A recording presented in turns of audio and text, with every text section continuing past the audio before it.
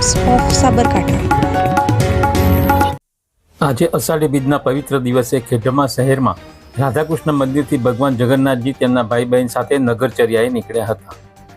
ખેડબ્રહ્મા શહેરના ગામ વિસ્તારના રાધાકૃષ્ણ મંદિરથી સવારે 9 કલાકે ભગવાન જગન્નાથજી, ભાઈ બલરામ તથા બહેન સુભદ્રા રથમાં બિરાજમાન થતા રથનું પ્રસ્થાન કરાવાયું હતું, જે ગામ વિસ્તાર, bus station, station road, Sardar Patel road, civil road થઈને ભગવાનના મોસાળ સાવરિયા સેલ્સ કાબરા પરિવારને ત્યાં વિસામો અપાયો હતો અને ભગવાનનું મામેરું ભરવામાં આવ્યું હતું।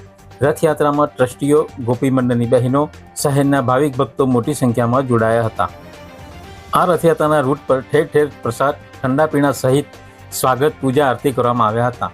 માણેક ચોકના વેપારીઓ દ્વારા પ્રતિવર્ષની જેમ ચાલુ વર્ષે ડ્રાયફ્રૂટ શીરાનો પ્રસાદ તથા ઠંડા પાણીની વ્યવસ્થા કરવામાં આવી હતી, જ્યારે સેઠ કેટી હાઈસ્કૂલ વિસ્તારના વેપારીઓ દ્વારા આયોજિત મહાપ્રસાદનો લાભ રથયાત્રામાં જોડાયેલ ભાવિક ભક્તોએ મોટી સંખ્યામાં લીધો હતો।